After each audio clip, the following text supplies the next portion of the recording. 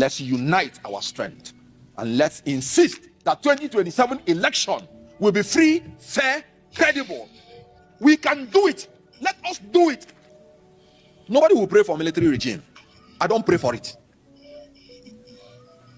But if the civilian dictatorship becomes military regime, then why do you think people are adoring like the military leader of Burkina Faso? It is because their dream about democracy, the promises that we are made to them, they cannot see. But in all honesty, if you know what military regime is, you will be very careful. I know what we're passing through in democracy, but I just tell you like a statement about military regime. Military regime is the government of one person. Forget the issue of your hearing military regime. No, it's the government of head of state. There's nothing like military regime. It's the government of one person. The decree is written by one person. The decree is signed by one person. The courts are set up by one person. And it is that what that one person wants that is done. Forget anything like during the military regime, the military suffered most than even the civilians. If you go to the officers' mess then, during Abacha's regime, you won't see 2-3 officers coming together because they will say that they are planning coup. And they'll just take you there, tie you in the stake and shoot you. People like us that will say our mind, we don't wish military regime to our worst enemy. Because it's either I say my mind or I keep quiet. Decree is simply the order of the head of state put in writing. When you hear Armed Forces Ruling Council, during Abacha's regime, I don't know whether that council met for even one day. They made a law ousting the power of democratic institutions, and the Attorney General of the Federation was not aware of the law. Onagoruwa was in Lagos. Gani won him, and they announced the law. And he was like, what happened? I just want you to understand that military regime is not the government of the military or the government of the cabinet. It is the government of people, one man. You hear him? Okay.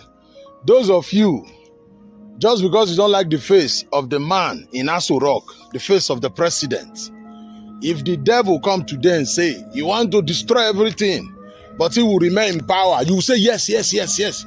Just for you to get rid of that man in Aso Rock that you don't like. It's telling you what military government is all about. When somebody say, oh, the military have taken over. Because some of you don't understand. Most of you Gen Zs, people under 30. People under 10, from 35, 34. You don't understand what military rule, especially Nigerians or Nigerian youth. You don't understand what military rule is all about. When they say military rule, the head of state is the law. Whatever he says, just like what he just explained to you. The worst part of it is this. Bola Ahmed Tinubu that you don't like. I think 2027, they'll conduct another presidential election. Till 2031. Then you know when he's going to leave office, good or bad. It is either he leave 2027 or he leaves 2031. You know. A Traore of Niger. Nobody know when he's leaving. You see the difference now. Nobody know when he is leaving.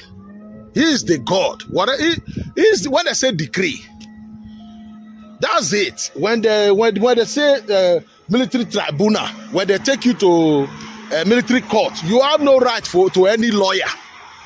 It is whatever they say you do. That is what some of you don't understand. We know what we pass through to get to say we want democracy. I know the democracy that we have now have not really solved our economic problem, but it is still better than a military rule. You don't know. You think all this nonsense Sowore is saying now. He's talking some nonsense. I like him. When he says something good, I will say, okay, he's right here. But the nonsense that concern history, Nigeria history, that concern civil war, I'll post video about it. That's arrant nonsense. Because what led to the civil war, the coup and the rest, affected everybody. We are in a country where there is no referendum. They said Nigeria unity is non-negotiable. Somebody removed the referendum that was there when they hand over that country to us. Somebody removed it. And some group of monkeys are running around today, say they want to separate. You know that you can't separate from a nation without your representative at the center. They are senators. They are the one to do it. You don't do it with placard, with b-boys, with chanting on the street. You do it according to the law.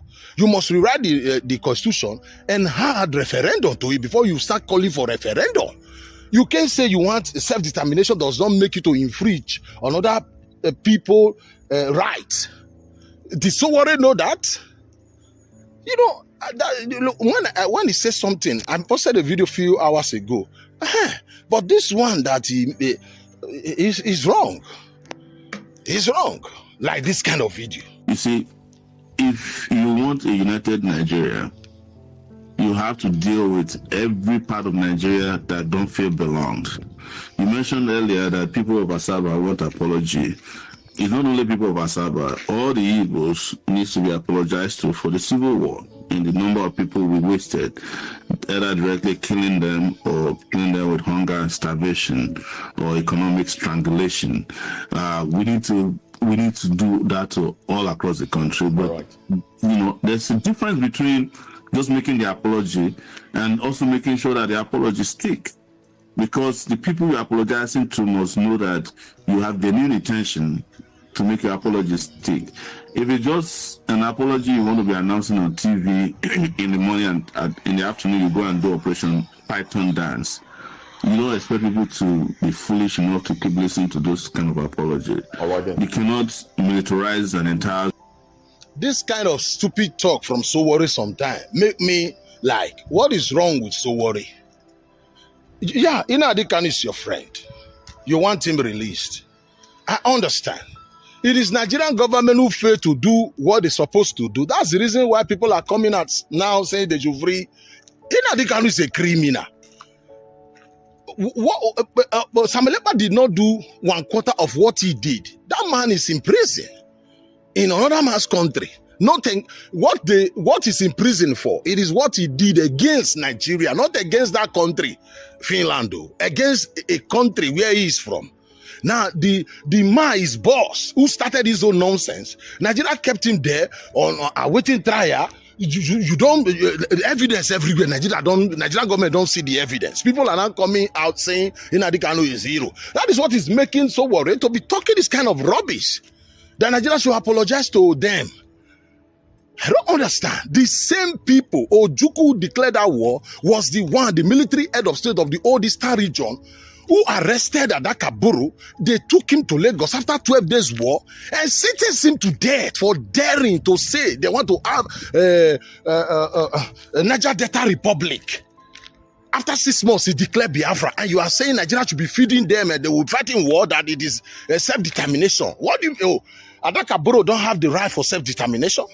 The same people who invaded the Midwest, they declared Biafra, they will not stay in their Biafra land. They invaded the Midwest and imposed one Okonkwo on region that is not theirs. I don't understand.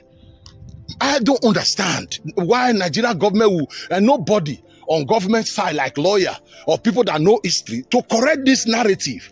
This is what they do, they say on national television to keep agitating these people, to think they are the victim. They were never the victim. They were heading to Lagos when they were stopped at Ore. This is not what we are saying. The man that was the military head of state of the old Midwestern region, the video, all the videos, their interview, what they passed through, David Dejo, he said everything, how they invaded that region, and they were heading to Lagos, and before they were stopped. Ojukwu was the leader of that old Eastern region. When they talk about military rule, did you know what the reason why he killed Victor Banjo? When he accused Victor Banjo trying to overthrow his government, did Victor Banjo say, okay, take your lawyer? It was a military decree. They should hang him and kill him. So what they should forget about this rubbish. Don't go to history. What happened that led to that civil war affected everybody today. We are now in a country where there is no referendum. That same Igbo man, Agu Yirosi organized that coup, he removed it. You can save these people, but not to in a way to make us look like the devil, the bad people. No, I don't know why Nigerian government. Can you try this during military rule? You can try this during military rule. You cannot try this in military rule. This is the reason why you should thank God you have civilian government that allow this nonsense. If you do somebody want to help, you can help. How are you going to do? Okay, listen, watch this video. Nnamdi Kanu was in court today. Was in court today. So we really want to know what's the position? His case is pending in court. Yes. I cannot comment on pending proceedings. Okay. I cannot comment on pending proceedings. You understand me? Because like you said, the case was in court today. All I can do for me is that is a matter that should be sorted out outside the courtroom. For me, it's a political case.